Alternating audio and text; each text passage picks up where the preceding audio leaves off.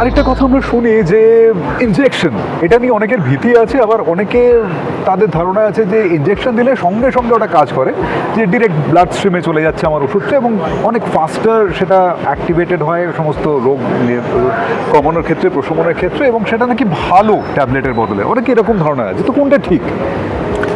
দেখুন, মানে যখন একটা অ্যাকিউট ক্রাইসিসে, এমার্জেন্সিতে, আমি যেরকম ক্রিটিক্যাল কেয়ার ব্রাঞ্চে আছি, তা আমরা সত্যি কথা বলতে বহু ক্ষেত্রেই দেখি যে একটা ইঞ্জেকশানের কিন্তু প্রয়োজন পড়ে, কারণ কি ইমিডিয়েট এফেক্ট হবে। আপনি যেটা বললেন যে রক্তে ইমিডিয়েটলি কাজ করবে, কিন্তু আজকের দিনেও মার্কেটে অনেক ট্যাবলেটস আছে যাদের বায়ো অ্যাভেলেবিলিটি বলি, অর্থাৎ আমরা ট্যাবলেটটা যখন খাই সেটা পেটের মধ্যে দিয়ে ব্লাড ভেসেলসে অ্যাবজর্বড হয়।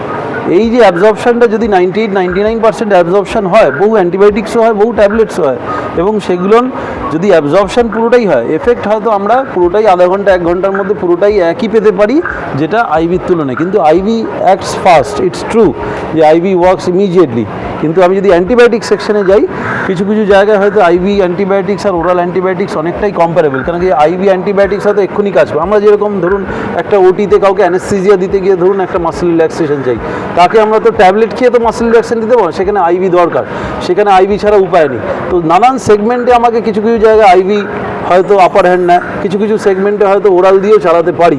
তো আমাদের ভাবতে হবে যে ওরাল বায়ো অ্যাভেলেবিলিটি, যদি কারোর কোনো ওষুধের যদি বায়ো অ্যাভেলেবিলিটি যদি নিয়ার 99% হয়, সেটা অলমোস্ট আইভির তুলনায় একই তুলনামূলক এফিকেসিতে হয়, শুধু অনসেট অফ অ্যাকশনটা আইভির একটু আর্লিয়ার বা ফাস্টার than the oral, even if the bio availability is equivalent. অর্থাৎ আমি ওনার সঙ্গে কথা বলে যা বুঝতে পারলাম যে ডাক্তার এবং পেশেন্টের যে রিলেশনশিপটা, সেটা কিন্তু ভীষণ রকম ইম্পর্ট্যান্ট।